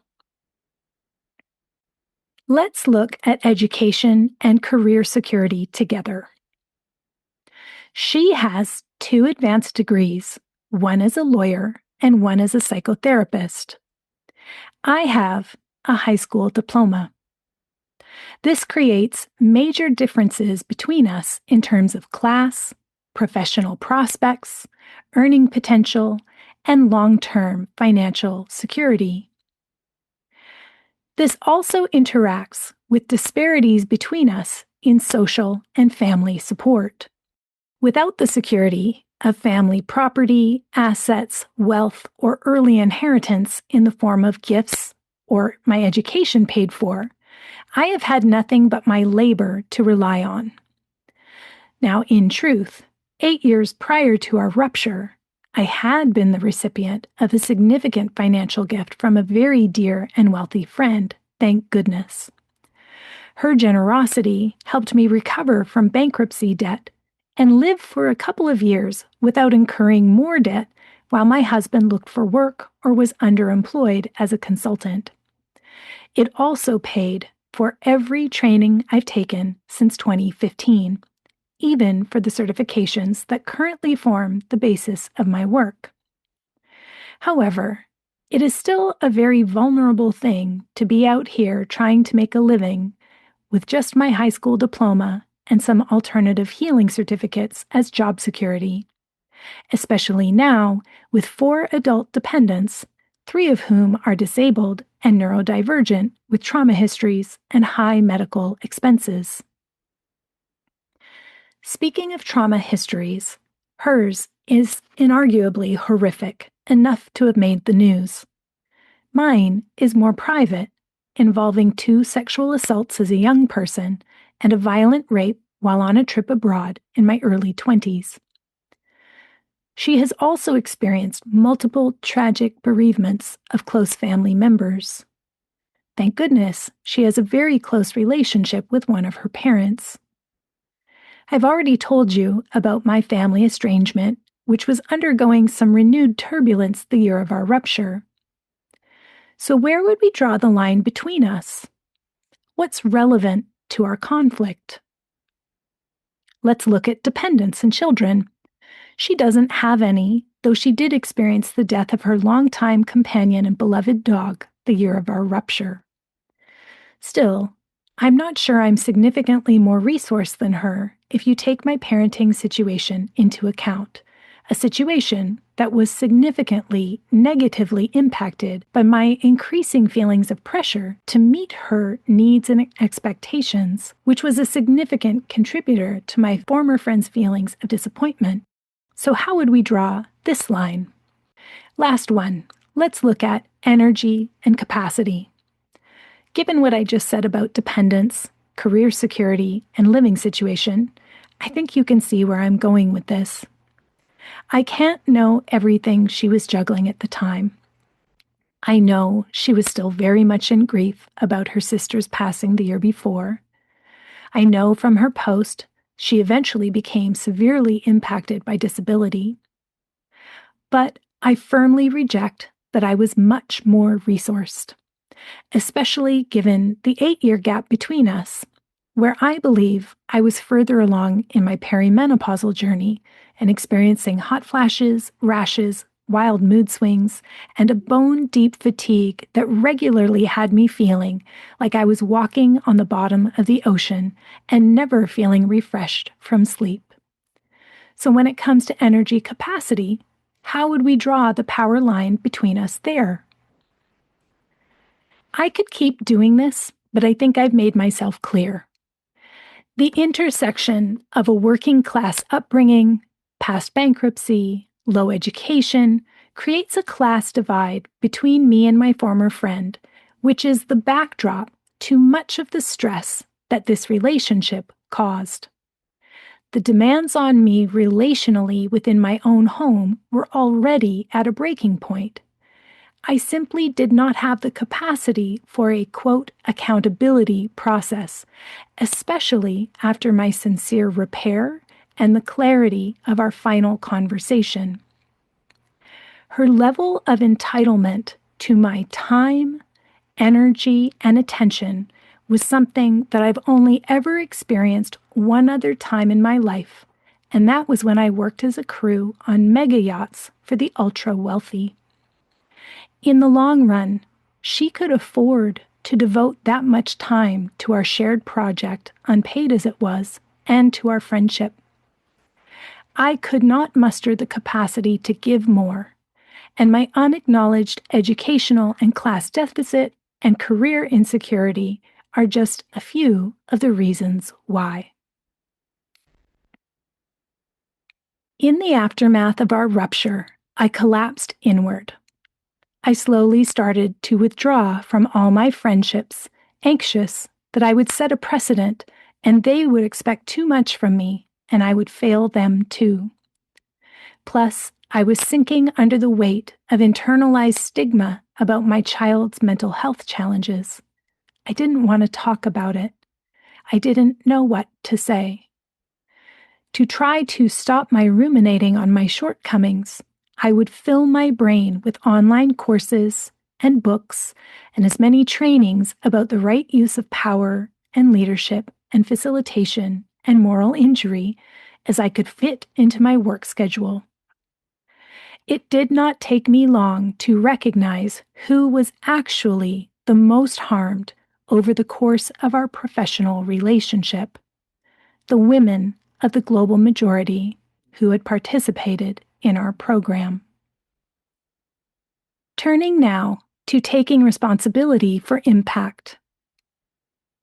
About a month after our breakup, a mutual friend let me know that my former colleague and friend was really not doing well. My heart really did go out to her. I decided to write her an email reiterating my apology for all the ways she told me I had hurt and harmed her, and once again taking full ownership and responsibility for our rupture. I truly wanted her to have a record she could return to feel affirmed, even vindicated, and free, no matter the cost to myself of silence about the things that had mattered to me that had never gone addressed, nor the ways in which I felt we should have, at the very least, taken joint responsibility and owned up to our shortcomings and poor behaviors as co-facilitators with particular women of the global majority. I was still feeling very much overwhelmed emotionally, mentally, and energetically by the high needs of my household at the time, and I did not wish to re-engage or reopen conversation between us, but I did want to offer her what I felt I could give, which was something she could have as a written record, perhaps read over time and again, much like I had her letter, to be assured that I was listening, that she was heard, that I was not denying her feelings. I also reached out to some of our mutual friends and encouraged them to check in on her. I did this for almost 2 years, reminding them ahead of her important anniversaries such as death dates, traumatic events, and periods of the year that were particularly painful for her given her trauma history. When people sent me screenshots of her social media posts or newsletters about me, I would say that I was okay being her villain if that's what she needed to heal and move forward with her life and good work. When people who didn't know about our shared history would send me her newsletters or articles, I would say what a brilliant thinker she is and send back links of my favorite articles and podcasts she's done. I would say, we were once friends, but we had a rupture, so there's distance between us now. But I'm a big fan of her work and her critical thinking. Before reaching out to the women of the global majority who I knew had specifically experienced harm, directly or indirectly, I had to do a lot of therapy first so that I could be as emotionally calm and collected as possible when I spoke to them. I did not want to subject them to my white lady tears. I did a deep dive into acceptance and commitment therapy to work through the moral injury, which occurs when we do or don't do something, observe something, or learn about something after the fact that violates our morals in a high-stakes context. I went so deep into it that I now offer a self-paced course in the Numinous Network designed to help folks work through moral injury for themselves too. All of this took time. Years. But now I have had reparative talks with 4 of these women, longer ones with the 3 most impacted, and I remain on friendly terms with another who was not as engaged with the program. Today, all remain friends. I have extended a standing invitation to a few of the white women who also left the program early. I'm inviting them to connect with me and receive my apology and accountability too. If any other woman or non-binary person is listening that I have missed, I am standing by and eager to hear from you, especially if you ever ruminate about that time. But of course, I totally understand if you hope to never have to think or talk about it ever again. But if you ever change your mind, there's no time limit. I haven't extended that same invitation to the few white men who were also in the program, mainly because, although I was in a leadership role and therefore 150% responsible for the people I was seeking to help, given my context, I'm not actually sure that the personal and systemic load I was carrying versus the impact they would have experienced by my, coldness or brusqueness or even strident demeanor would have been equivalent to causing them harm.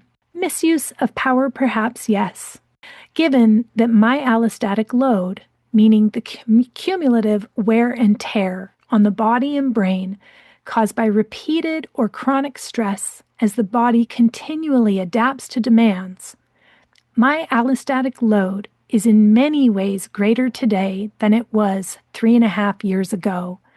I just don't think I have it in me to do an apology tour for the men. It would make sense to me that some listeners would feel it's unfair that I've extended myself so much to repair with others, but not with my former friend, who has been vocal, not only publicly but through mutual friends, about she has suffered because of me. On top of what I've already shared, there's another dynamic that leaves me feeling wary and, honestly, protective.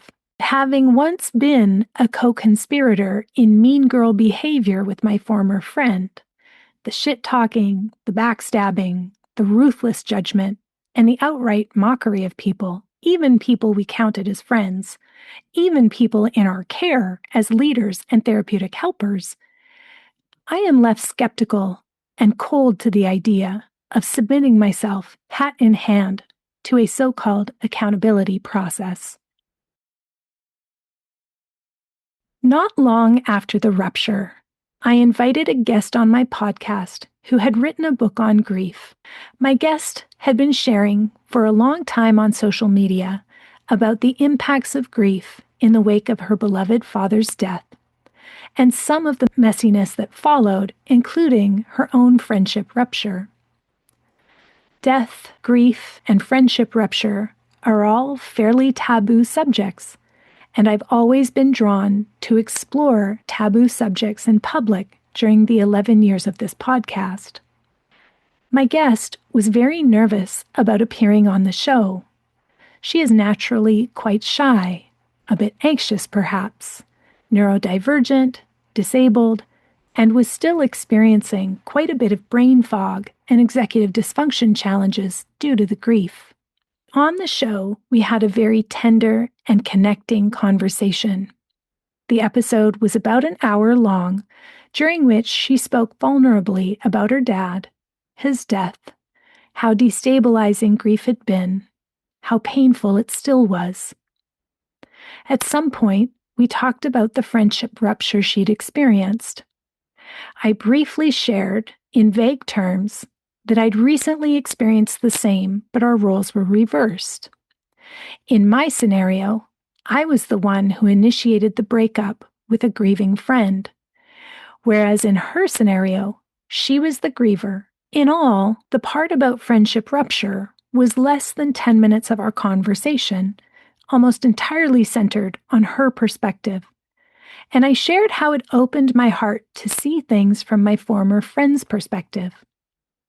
I didn't name my former friend, but it's true that longtime listeners and very close followers of my work could have guessed. We then carried on with the conversation. It became the start of a very sweet, real-life, in-person friendship. Over the course of many long walks, like very long walks, we each recounted our stories. Stories that are very challenging to talk about without providing the full accounting. Stories where we really bared our souls about all our fuck-ups, all our embarrassing and regretful behaviors, and all the things we learned about ourselves in the process. All the ways we were trying to grow and become better people and better friends. And all the ways we were navigating the physical, emotional, mental, and career struggles that continued to pop up for each of us like a whack-a-mole in our evolving realities. I was a little gun-shy about nurturing a new friendship, maybe still am, and I think she was too, but we keep doing it. And I'm so grateful for her grace and humor and pragmatism. That's been a hugely corrective experience for me. we both feel that our friendship has softened us towards the people we broke up with. When my former friend became aware that I had revealed publicly, without her prior consent, that we had broken up, it was conveyed to me that she was livid. More than one person warned me that I was, quote, in her crosshairs, and that she was, quote, coming for me at some point. Recalling that she is a lawyer, that was unsettling to say the least. My former friend reached out to my new friend to warn her about me. My new friend responded with equanimity. She believed my former co-facilitator was very hurt by me, but she felt that perhaps there was a bit of an overstatement of harm and also of my resourcing, given my current context, and that perhaps demanding an accountability process was beyond my capacity, and it was reasonable for me to decline. She expressed resistance to the idea that I was evading accountability, a hypocrite or a fraud, or a potential danger to the community. This did not sit well with my former friend. Their relationship soured. Beyond that, it was very hurtful to my new friend that my former friend had centered herself, erasing my guest's experience in the grief story about her father. My guest was so hurt by this that she reached out to me and asked me to remove the episode from my podcast, which I did. Given what my former co-facilitator has shared about how her mental health was compromised by the harm I caused her, that she experienced suicidality in the not-so-distant past, it would make sense to me if some listeners were feeling wary of my sharing all this. Isn't this a bit too much? Isn't this bordering on bullying? I've thought about that too. Something that stands out to me in her social media post is that she no longer feels shame and presumably, therefore, feels strong enough to speak out about this situation. I'm glad to hear that. I'm happy for her to be feeling stronger and more resilient. I truly don't want for her to feel victimized or psychologically fragile. And what I'm taking away from the fact that she's making bold claims publicly is that she is capable of handling a response. Something I learned from the Right Use of Power Institute is that even if one believed my former friend to be in the down power position, down power abuse can take the form of manipulation. If someone makes a public accusation, they must be open to a response. To claim that the response to an accusation is bullying, abusive, or a misuse of power because the accuser may become emotionally fragile or be potentially suicidal could be a silencing tactic, or at the very least is an unreasonable move to control. Given that my accuser has arguably one of the most acclaimed and respected mental health practitioners in America today in her close inner circle, not to mention access to a network of fellow psychedelic-assisted therapy professionals, as well as a supportive parent nearby, and a number of caring mutual friends who continue their friendship with her, I feel quite confident that if her mental health takes a turn for the worse, she can access qualified support. Additionally, she could also make the choice to stop posting about me on social media. When I told my therapist what was unfolding about me on social media, how the post had garnered thousands of likes and hundreds of comments, how in her slides she had entreated people to be respectful, nuanced, and compassionate, but then she herself became snarky and borderline malicious in the comments, and how other commenters, people who had shunned me, completely reversed the narrative saying I had disposed of them. How unfair this all felt to me. My therapist asked me how long it had been since the breakup. It's going on 4 years in 2026, I said. How many times has she spoken about it publicly like this? Well, a few times that I know of, maybe once a year, I said. I've gotten to the point where I've wished she would just do it and name me publicly. But I didn't think she would distort the situation so much. I didn't think she would drag me maliciously like that in public comments on social media either. And in between, there have also been times when mutual friends have said they were in tension with her over their relationship with me. That really breaks my heart for them. I know how much pressure I felt from her to conform to her views, be loyal, even when I had misgivings. I know how confusing that can be. I know what a disorganized attachment field it can create.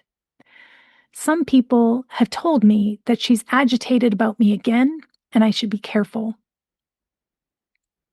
You should be careful, my therapist said. You should be very careful. Because if she hasn't stopped by now, and she hasn't stopped when caring, compassionate mutual friends have attempted to be a moderating influence and help her see some of your side, then the chances are she never will, and she never will stop. I guess if this episode gets removed, if you then see me post a GoFundMe requesting help with a legal fund, it will be to help me protect myself from someone with a tremendous amount of privilege who continues to threaten my reputation and livelihood. But at this moment, it feels so worth it because it is such a relief to stand up for myself against this person. It feels good for the part of me that feels self-conscious about my lack of advanced education credentials, about my working class background, about my trauma history, about my shame for how I yelled at my friend, and especially the part of me who still feels sickened by the brutal white supremacy culture we perpetuated in the space we co-facilitated with our rigidity, paternalism, demands for conformity, expectations of perfection, top-down decision-making, and most of all, our defensiveness. It feels good to do a deep moral inventory and come clean publicly. I am tremendously fearful of this person's apparent willingness to destroy people's reputations and livelihoods to satisfy her own sense of maximalism under the guise of collective safety. But if I am going to be destroyed, it might as well be because I told the embarrassing truth rather than endured the humiliating distortion of the truth. In the more than decade-long journey of seeking help for my child, we have seen what at times it feels like countless doctors and mental health professionals. To be more accurate, though, one time I counted all of the medical and psychiatric appointments, equine therapy, art therapy, physiotherapy, and naturopathy appointments listed in the Google Calendar history for the prior 10 years. My child had been to an average of 2 appointments per month for a decade. So it was basically, statistically, bound to happen eventually, as is so often the case for highly sensitive people assigned female at birth, that at some point along the way, a borderline personality disorder diagnosis would be floated as potentially appropriate for what he was experiencing. To be very clear, I do not particularly endorse the DSM-5, even though I have done a 200-hour training as a specialty for my clinical hypnotherapy credential on working with clients who have a DSM-5 diagnosis. Also, I firmly believe that borderline personality disorder, or BPD, is the modern-day equivalent of the Victorian hysteria diagnosis. I think it's misogynistic, overly broad, and overdiagnosed, and so do many psychiatric professionals. That said, there were some periods of elevated stress when my child did at least somewhat fit the profile, namely chronic feelings of emptiness, emotional instability, intense or inappropriate anger, stress-related paranoia or dissociation, recurrent suicidal behavior or self-harm, unstable and intense interpersonal relationships, and intense fear of abandonment, at least by certain people. At times, these symptoms, which have evolved and gotten more complex over time, but even back then at a relatively simpler time when it looked more like that profile, it could be really, really difficult to get through to him. It was really difficult to know how to help.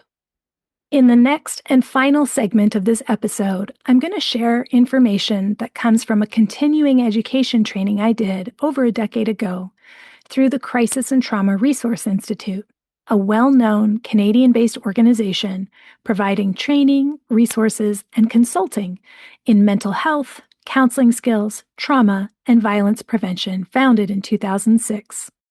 This information is from a multi-day borderline personality disorder support training.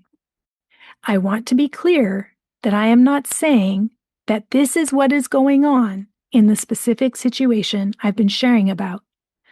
But I'm sharing this information because this is the lens I use when I'm dealing with a really difficult and disorganized attachment field, which does describe the situation I've shared about in this episode.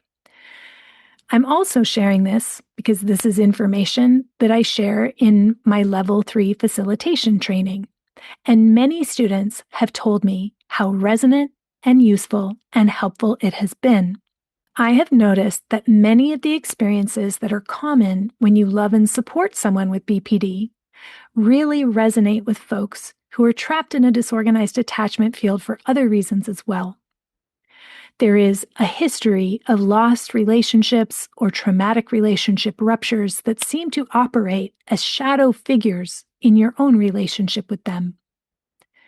There may be a pattern of on-again, off-again relationships that are intense or dramatic in nature. Your perception and their perception are often at great odds. You were told you did something to hurt, disrespect, or disregard their feelings, even after times which you thought you both enjoyed or had already come to an understanding or repair about. You feel like everything you do is wrong, even though you can't identify anything you did that would warrant their displeasure or the response you get. You always feel guilty, even when you know you haven't done anything wrong. You admit to things or apologize for things you didn't do to try to appease your loved one. Even after you apologize, the anger and upset directed at you doesn't necessarily dissipate. You keep choosing to give them your time, attention, money, and support, even though you experience growing feelings of resentment. To that last part, I would like to add my own 2 cents of advice for anyone feeling trapped in a disorganized attachment field and not knowing what to do. Only say yes if you really feel a full body yes, not because it's so hard to maintain your no. Finally, what do we do when someone is engaged in ongoing conflict with us against our will? First, it's probably wise to step back and reevaluate. Are you getting the whole picture? You might ask yourself the following questions and do some journaling on them. Who keeps ending up getting harmed? Who is changing and adapting to meet another's needs or moods? After doing some power mapping, you might ask, who is more vulnerable? Who is using control? Is that control possibly maintaining safety for self-defense? Who always has to win? Finally, is there a pattern of a move to innocence? The phrase move to innocence is borrowed from Eve Tuck and Kay Wayne Yang's paper, Decolonization is Not a Metaphor, which was specifically about a mental strategy that settlers use to relieve themselves of guilt, responsibility, or complicity, But it works in other circumstances too, and it describes the ways in which people in up-powered positions will evade acceptance of their own culpability. You may need to revisit your power mapping many times and potentially invite input from others who are familiar with both of you, just to keep looking at it from many angles. Remember, what may feel less relevant and significant to one person may feel very relevant and significant to another. And then, how do you decide whether to re-engage with someone or adopt a new strategy? First, you could ask yourself, what would be different about this time than previous times? What have you learned or demonstrated since last time? What have they learned or demonstrated since last time? What is your actual capacity to hold space for this again? Do you have additional capacity in reserve to remain present for conflict if it escalates again? In other words, are you truly able to be 150% responsible for this relationship? What do you hope to gain from this process? For instance, clarity, answers, recognition of wrongs or responsibilities, increased safety, restitution or repair, or to find significance, meaning, or growth. What limits feel necessary for you, for instance, around frequency or duration of engagement? Perhaps most importantly, who in your network might be available to support? Circling all the way back now to Maurice Mitchell's essay on building resilient organizations and political movements, it might be appropriate to ask, is this strategy grounded in a larger process of building collective power?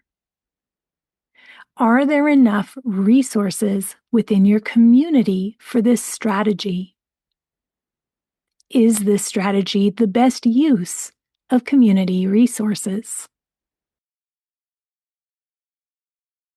Ultimately, I believe that a breakup like this is the consequence of a severe and pervasive divergence in ethics.